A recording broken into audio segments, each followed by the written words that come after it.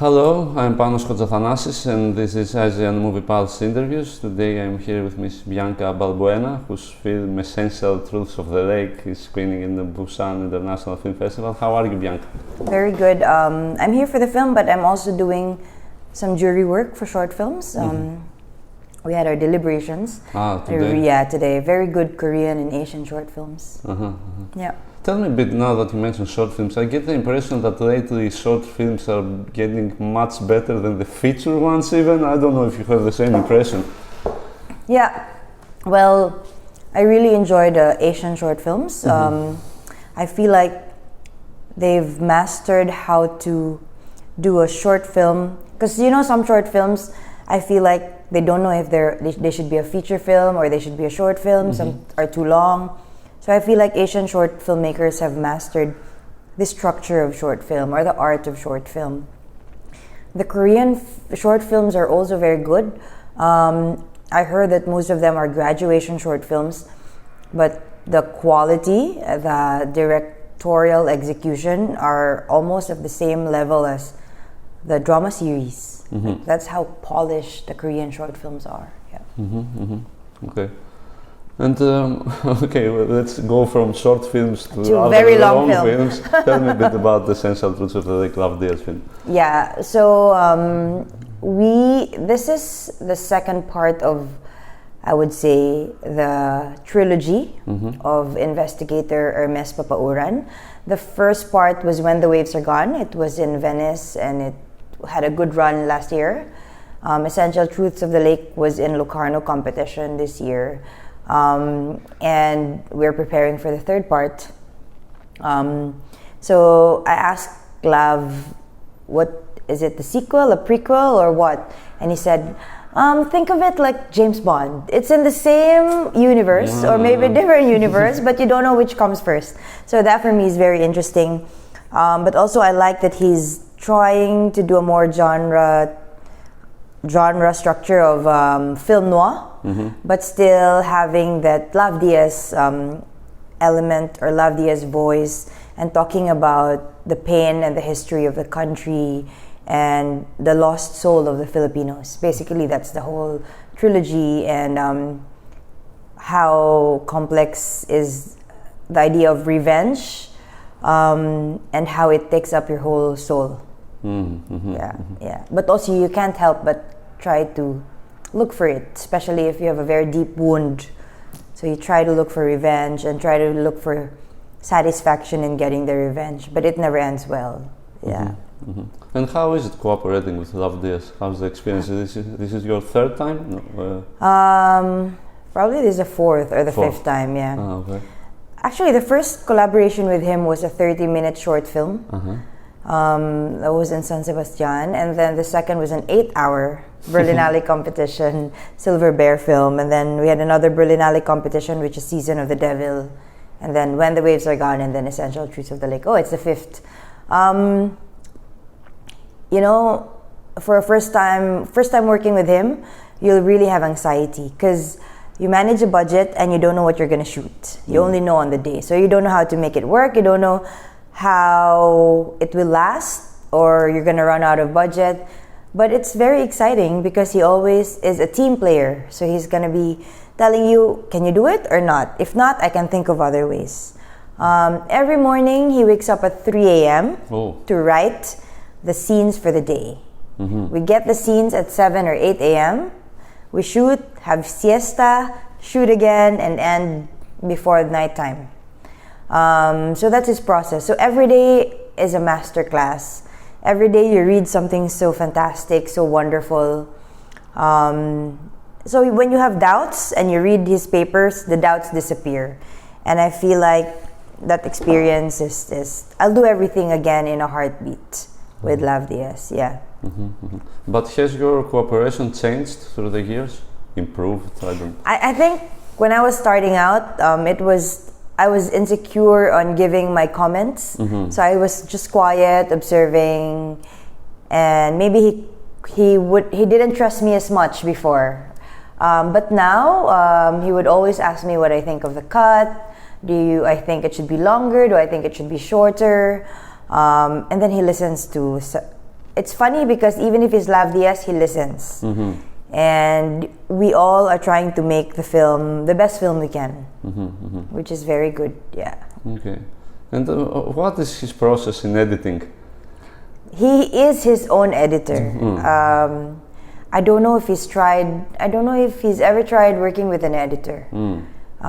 It would be interesting to see if he works with another editor, but he is his own editor because there's no script.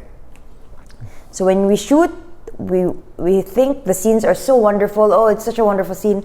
But how does it all piece together? We're all thinking in the shoot, like, when does this come? When does this scene come? When does this scene come? But to him, it's all in his head.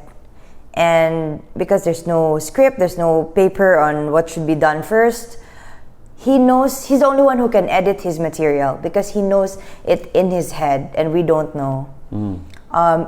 And he edits for a very short time because I think during the shoot he already knows the editing in his head. So maybe 1 week, 2 weeks he's done with his editing already. Yeah. Okay. You are very young considering, but I've been watching your credits here and you have over 60 credits. When did you manage to shoot or to work on all those films? Actually, it's only my 12th year in the industry. Whoa. My first film was Encuentro, or called Clash. It won the Lion of the Future in Venice. So Venice was my first film festival. I don't know what a film festival means that time. So when I went to Venice, I'm like, wow, what is this? It's a new world in here. And when was that? 2009. Okay. 2009. And I think it was still Marco Mulle, who was the artistic director in Venice. Ang Lee was part of the jury. And it was still the first year of a DCP. You know the DCP that used to play? Still first year. So when we screened the film Encuentro, the last 20 minutes, it all went black. Oh. In the cinema with Ang Lee, can you imagine? Then we were crying. And they had to watch it in a DVD in a small room like this, in a television. So we're like, oh, we're not going to attend the closing. It's impossible. And then we won, and it has prize money. So after that, I think I was 21 or something. After that, my director said, should we put up a company? I'm like, I don't know how to put up a company. So we just tried. And in the Philippines, I don't know if you're aware, but we shoot very fast. 1 month pre-production, 1 month post, 1 month post-production. So sometimes we make 4 films in a year, but the budget is very small, 50,000 US, 100,000 US for one whole film. So that's why I had a lot of credits. I also help when some people shoot in the Philippines. I also help. Triangle of Sadness, the Palme d'Or needed a Filipina actress. So I think that was also part of my credit. That's why you think it's a lot, but as main producer, maybe less than 20. Okay. Yeah. Okay. And tell me, the company is Epic Media Productions, right? I co-founded Epic Media Productions Inc. It's more of a boutique company doing art house films, mixing public grants with private equity. It's doing so well. So this year we had a film at Sundance. It was the only foreign language in Sundance Midnight. It's called In My Mother's Skin. But it's doing so well, and I felt so comfortable in Epic Media. So last year, I decided to leave Epic Media and run a commercial studio. So my husband is running Epic Media, and it's doing so well now. They have a lot of international co-productions. They announced in Variety 2 days ago. Me, on the other hand, I'm running a bigger mainstream company, focusing on commercial films and series. It's backed by a big telco company. So Globe Telecom is backing Chroma Entertainment, Anima Studios. It's the studio that produced Eric Mati's On the Job, Missing 8, Leonore Will Never Die, the Sundance film. So it has a track record, but it's more of like, how are we going to make money? How so different from Epic Media. So I like it because I'm out of my comfort zone and it's good for my growth. Yeah. So, okay, now I don't know if it's a misconception, but usually when someone talks about producers, what comes to mind is a person who raises money for the director. How much is this part of your job, let's say? Yeah, that was also my perception, but when I actually started to produce, I realized that we do more than the director. So we are there from development, financing, pitching, signing of contracts, production, post-production. After post-production, the director can sleep. Director can do whatever he wants, but the producer still goes on. We have to do sales, distribution, cost report, sales report, archiving. So it's really a 7-year commitment. Producing is a 7-year commitment. For each film, you mean? For each film. And it's a 7-year marriage for each director. And sometimes it gets toxic on the 3rd year, 4th year, but you just gotta remind yourself why are you producing, why you're doing it. Yeah. Okay. And but does it make, obviously you are successful in it, but does it make sense financially being a movie producer nowadays? Yes and no. When I was starting out, I was doing other jobs. So I'm producing, but I also do assistant director job, production manager job, and teaching. So perhaps I survived. The key is to work on multiple projects, different phase. The key is to know your value. So you also have to charge a fee. Some producers try to waive their fees just to get the film done, but for me, I feel like you should know your value and you need to be sustainable, you need to get paid. And then try to also do in the Philippines it's hard to maintain ownership in rights in the film, but I always try to do that because in the end, if it makes money, at least you get something in return. I try to do that. And also I do other jobs. I still teach right now. Yeah. About film, I guess, huh? About film. Yeah. Okay. But at this point you could teach logistics also and accounting, I guess. Yeah. Okay. And tell me a bit, I'm going to ask you for some individual directors, but tell me a bit about Dagatan, Kenneth Dagatan. How is your cooperation with him? I really enjoy working with very young directors and veteran directors. Very different, but also at the same time, they are very needy of a mother. So I feel like, I feel needed. Working with Kenneth, he's in the right balance of knowing what he wants, but also very open to collaboration. And I like that kind of person. And I think his voice is very clear. He is the new king of horror in the Philippines. And, not me, but my previous company is going to work on his next 2 films. So that's very exciting, yeah. Horror again? Horror, yeah. Okay. Horror again. Very funny because when we went to Sundance, we got emails from A24, from Monkey Paw of Jordan Peele, and I'm like, is this a spam? Is this true? Yeah, and we had meetings with them. They're very interested in what Kenneth's going to do next and all of those things. Okay. And Martika? I haven't worked with Martika. No. But the company, the commercial studio executive produced, gave money to Leonore Will Never Die. Yeah. I haven't worked with her, but she's a good friend. And I feel like we don't have a lot of women filmmakers in the Philippines with very strong voices, with very distinct voices, and I think she's a very special filmmaker. Yeah. With Tan Choi Mui? Yes, I work with Tan Choi Mui. She's also a good friend. It's funny, are you talking about Barbarian Invasion? Yeah. It's very funny because we were just having coffee and we're ranting about motherhood. Like, motherhood. You become just the mother of the kid tells you to do this, you do it, so you feel like you don't know who you are anymore. And then suddenly after a month of that conversation, he said, I have a film about motherhood. And that's the reason why I joined her, because I really love the material. And Mui is a good friend, yeah. And is it different, Philippines and Malaysia? working in? It's very the same. Like, it doesn't feel like work because you're with your friends. Not a lot of people on set, so it's very organic. And I always try to help other countries in terms of cinema, like Malaysia, Vietnamese, because I feel like if they don't have producers in their country, then maybe I can help. Okay. And tell me a bit, what is the situation with the Filipino movie industry at the moment? How would you describe it? I feel like cinemas are dead right now. So commercial films are not doing good.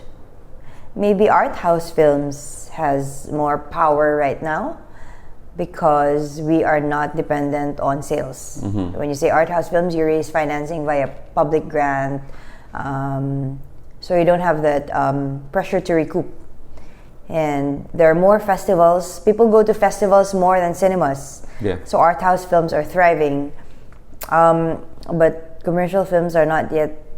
They haven't found their place now because cinemas are closed. We also provide content to streaming, and that's also a way to show to people your film. So In My Mother's Skin is going to Amazon Prime in October 12th, and you would think it's a long discussion with the director when Amazon gave us an offer, but it was very quick. Kenneth said, I think if I put it in Amazon Prime, more people will see my film worldwide. If I put it in a Philippine cinema, maybe I can count by my fingers who will watch my film. So, I mean, it's romantic to see it on the big screen, but I have festivals to do that. And now I'm okay with putting it in streaming. So that was very good. Okay, but it's okay if you don't want to answer this, but okay, as far as I know, Netflix frequently gives like 6 figures for films, which is the same with Amazon. Amazon gives bigger. Oh, really? Huh? Yeah. So it's very well. Yeah. Especially if it's an originals, like they call it. You show it first in their platform, and you don't go cinemas first. It's very big. But if it's an acquisition after festivals and after cinemas, it could be very low. Okay. Yeah. And they get international rights or just for Philippines? Yeah, so it's up to you to decide, are you going to give Philippines only? Then it can be very small. Or Southeast Asia or worldwide. I know Amazon Prime Southeast Asia takes Amazon Prime for Filipino films. They take Southeast Asia, Hong Kong, and Taiwan. Yeah, but Netflix sometimes they take the world, unless you specifically tell them only the Philippines. Okay, and there was another film I want to talk to you about, the Antoinette Jadaone film. Yeah, that was a huge success, like all over. Fangirl. Yeah. Oh, yeah. So I started working with Antoinette in 2012. The title of the film is That Thing Called Tadhana, or 2014, I think. We only shot it for $50,000 US. It made $3 million US in cinemas. And it was just 2 people talking, going places. It's like before sunrise or before sunset, something like that. And then she started doing a lot of commercial films. And finally, 3 years ago, she said, I want to do something with you again. Let's do something familiar, a bit commercial, but still, trying to subvert the genre. So we did Fangirl, and I think it's too dark for a commercial film, but and it was the height of the pandemic, so we didn't show in cinemas. We showed in TVOD, AVOD, and streaming, and we got a lot of tickets. It was, we didn't expect it to be a success because it was pandemic, nobody wants to pay, but then we made some money because of that. And it became a cult classic in the Philippines with Filipino audiences, but then it also is going around in festivals. So I was very happy. Yeah. It was also funny because we published the review on Asian Movie Pulse. Really? And the clicks were amazing. Like it was out of this world. I was thinking, why? Wow. Yeah. what do you think is the appeal of the film? Why do so many people like it? Because different audiences like it, like both mainstream and art. Yeah.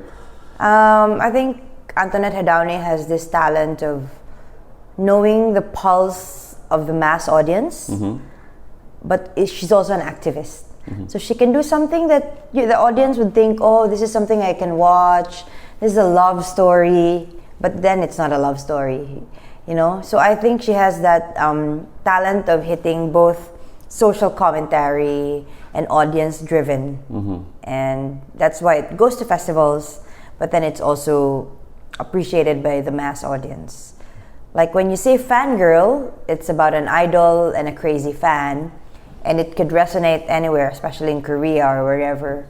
But when you think about it, it's so dark that it shows you the bad side of the idol and how fanaticism can actually damage you as a fan. So it was very interesting. And she shoots it in a way that's very young and, you know, has that beat. Yeah. So you're watching and you're like enjoying, but also like, something's changing inside me. Yeah. Okay. And since we talked about streamers, tell me a bit, what is your opinion? We have different opinions. Others say that it's the deaths of cinema. Others say it's the only survival that cinema has. Me, I was also a romantic before, and I would be like, no, I'm not gonna give it to streaming. I want to see it in a cinema. Film is cinema, you know. But I think a few years of not having the chance to show in cinemas, or a few years of going to a cinema and nobody's there, changed me. And I feel like for me, what's important is for people to see my films, people to access my films, because I made the film, so somehow I can change the world. Somehow I can change the perception of one person to another person to another person. So that's more important for me. Yeah. So if it's streaming, festivals, or the cinemas, I'm always gonna support as long as it can show my film. And tell me a bit about your teaching. How is that? So I'm teaching. I used to teach in the National University. We call it University of the Philippines, but then it needed a lot of time for me, so I stopped. And now I'm teaching short courses on producing every weekends. I don't know, I feel like it's my passion, and I like giving back to the young filmmakers and producers. And I feel like producer is a very European term. In the Philippines, they're just people giving the money. And I want to, open the eyes of more producers in the Philippines, so the directors won't need to be thinking about the creative and thinking about financing, right? Yeah, so it's my passion to turn more people into producers. So in the end, you are a workaholic, or is it my... I am a workaholic. I am an alcoholic. I feel like I need to do something all the time. But ever since I became a mother 4 years ago, I tried to be calm, try to relax and step back. Yeah. So do you succeed? No. Even in Busan, I was like, I'm jury, I'm here for Lav Diaz's film, but there are some days that I'm free. So what do I do in these days? I need to do something. Maybe I have a meeting in a market. Yeah, but my husband is telling me, just relax and go to the beach with your daughter. Okay, and the last question, I guess, can you tell me about future projects? What are you working on next? Okay, so I'm in post-production now of 2 Southeast Asian films. One is Viet and Nam by Trung Minh Quy. It's a Vietnamese film, 7-country co-production. It's a beautiful, beautiful film. It's an intimate love story of 2 minors falling in love. But of course, you discuss the history of Vietnam. And then we have an Indonesian film, Moli Surya's This City is a Battlefield. It's in post-production also. So those are the 2 I co-produced, and of course we're developing a lot of other films. Those 2 films was before I went to a studio. So now in terms of studio work, we are actually shooting 6 films next year. Oh. Yeah, commercial films. Good luck relaxing. And we're gonna do an originals with Amazon also. Okay, one more question. What kind of films do you like to watch, though? Oh my God, I enjoy different kinds of films. I enjoy Wang Bing's slow cinema. I enjoy Bigan's slow cinema. But I also enjoy the craziness of Yorgos. I enjoy K-drama series. Really? Yeah, I'm such a fan of Korean actors. So it's crazy. I can watch. I just don't have a good time with very, very local commercial films. Mm-hmm. It's just hard for me to appreciate that. I always think that directors who respect the audience always give a space for thought, Mm-hmm. for us to form our own thoughts on the film. Mm-hmm. Yeah, instead of spoon feeding everything. But I'm trying to enjoy all range. I go to genre festivals, I go to very art house festivals and watch everything. Mm-hmm. Did your taste change after you became a mother? No. No. Okay. Okay. I wish it did. I wish right now I'm gonna do children films, but I'm still attracted to very violent films and very crazy films. Okay. Well, great. I guess that's it. Thank you very so much for your time. Thank you. Thank you.